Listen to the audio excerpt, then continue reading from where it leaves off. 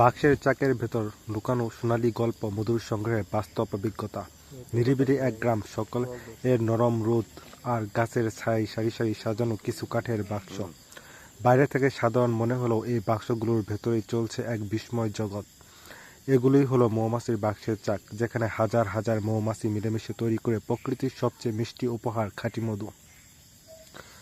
মৌমাছিদের এই জীবনযাত্রা সত্যি অবাক করার মতো। প্রতিদিন তারা দূর দূরান্ত থেকে ফুল থেকে মধু সংগ্রহ করে নিয়ে আসে।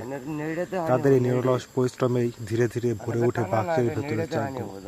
কিন্তু আজকের দিনটি একটু আলাদা। আজ আমরা এই বাক্স খুলে মধু সংগ্রহ করব। ধীরে ধীরে বাক্সের ঢাকনা খোলা হচ্ছে, খুব সতর্কভাবে, কারণ সামান্য ভুলেই মৌমাছিরা উত্তেজিত হয়ে উঠতে পারে। ঢাকনার খোলার সাথে সাথে ভেসে আসে এক অদ্ভুত মিষ্টি গন্ধ, আর শোনা যায় হাজারো ডানার মৃদু গুঞ্জন।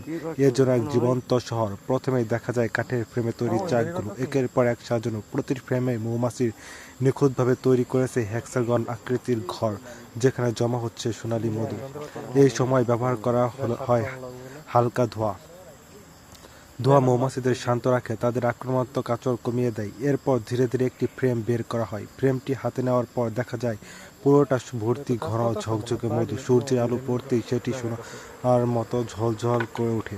এই দৃশ্য সত্যি চোখে লেগে থাকার মতো। তবে সবচেয়ে গুরুত্বপূর্ণ বিষয় হলো, এখানে আমরা পুরো চাকটা নষ্ট করি না। শুধু মধু ভর্তি ফ্রেমগুলো সংগ্রহ করা হয়, আর বাকি ফ্রেমগুলো আবার বাক্সে রেখে দেওয়া হয়, যাতে মৌমাছিরা তাদের কাজ চালিয়ে যেতে পারে। এটা হলো আধুনিক এবং নিরাপদ মধু সংগ্রহের পদ্ধতি। কখনো কখনো এই সময় রানী মৌমাছিরাও দেখা পাওয়া যায়। তাকে ঘিরে পুরো কলোনি চলে, তাই তাকে কোনোভাবে বিরক্ত করা হয় না।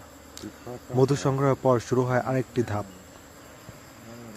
ফ্রেমগুলো থেকে মধু বের করা। বিশেষ যন্ত্রের সাহায্যে ধীরে ধীরে মধু বের করা হয়। সেই ঘন সোনালি সুগন্ধি এই মধু ধীরে ধীরে জমা হতে থাকে পাত্রে। এই মধুগুলো স্বাদের জন্য নয়, এতে রয়েছে অসংখ্য উপকারিতা। রোগ প্রতিরোধ ক্ষমতা বাড়ানো থেকে শুরু করে শরীরকে শক্তিশালী রাখার জন্য এটি অত্যন্ত কার্যকর। সবশেষে আবার বাক্সটি আগের মতো বন্ধ করে দেওয়া হয়। মৌমাছিরা আবার তাদের কাজে ফিরে যায়, নতুন করে মধু সংগ্রহ শুরু করে। এই পুরো প্রক্রিয়াটা আমাদের একটি গুরুত্বপূর্ণ শিক্ষা দেয়।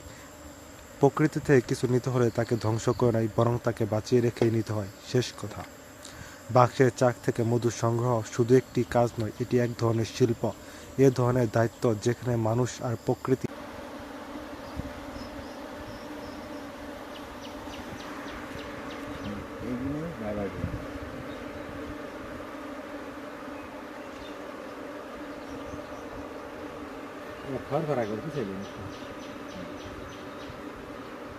সব টিয়ার আড্ডা সময় লাগাই দিচ্ছে।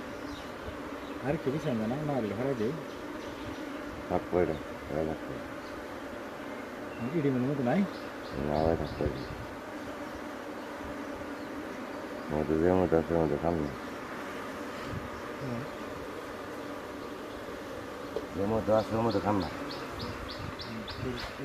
পরিষ্কার করবি নাকি রানি আছে কিনা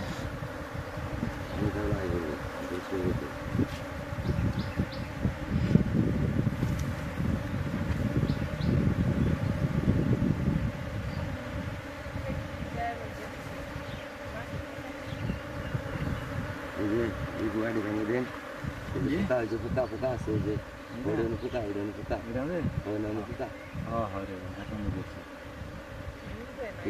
গেলা ভাই দেরি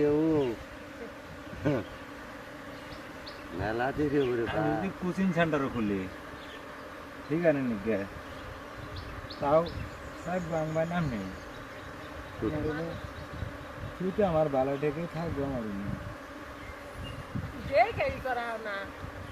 মাছ গেছে মাছ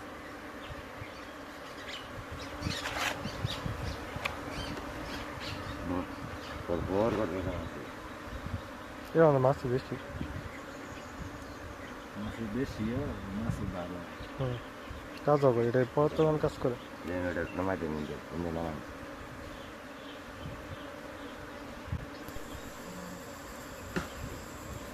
ধীরে ধীরে সব কাজ শেষের পথে। মধু ভরা ফ্রেমগুলো থেকে যখন সেই সোনালি তরল ধীরে ধীরে পাত্রে জমা হতে থাকে, তখন মনে হয় এ শুধু মধু নয়, হাজার হাজার মৌমাছির দিনের পর দিন পরিশ্রমের ফল। প্রতিটি ফোঁটা মধুর পেছনে লুকিয়ে আছে অসংখ্য ফুলের গল্প। প্রতিটি স্বাদের মধ্যে মিশে আছে প্রকৃতির নিঃশব্দ ভালোবাসা। কিন্তু এটি একটি কথা আমাদের মনে রাখা জরুরি।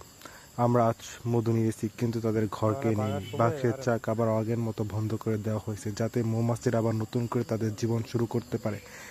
এটাই হলো সচেতনতা, এটাই হলো প্রকৃতির প্রতি সম্মান। কারণ মৌমাছি শুধু মধু দেয় না, তারা আমাদের পৃথিবীকে বাঁচিয়ে রাখতেও সাহায্য করে। ফুলে ফুলে ঘুরে তারা পরাগায়ন করে, যার ফলে জন্ম নেয় নতুন ফল, নতুন ফসল, নতুন জীবন। ভাবুন তো, এই ছোট্ট প্রাণীগুলো না থাকলে আমাদের চারপাশে পৃথিবী কতটা ফাঁকা হয়ে যেত। তাই মধু সংগ্রহ শুধু লাভের জন্য নয়, এটা হওয়া উচিত দায়িত্বের সাথে, ভালোবাসা দিয়ে। আজকের এই যাত্রা আমরা দেখলাম কিভাবে ঝুঁকির মধ্যে ধৈর্য ধরে সঠিক পদ্ধতিতে মধু সংগ্রহ করা যায়। ভয় ছিল, ঝুঁকি ছিল, কিন্তু তার চেয়েও বড় ছিল অভিজ্ঞতা। আর সেই সোনালী সাফল্য। এই মধু শুধু শরীরকে শক্তি দেয় না, এটা মনে করিয়ে দেয় পরিশ্রম আর ধৈর্যের ফল সবসময় মিষ্টি হয়। যদি আপনার ভালো লেগে থাকে এই অভিজ্ঞতা, তাহলে অবশ্যই ভিডিওটি শেয়ার করুন। আর এমন প্রকৃতি আর বাস্তব গল্প দেখতে আমাদের সাথে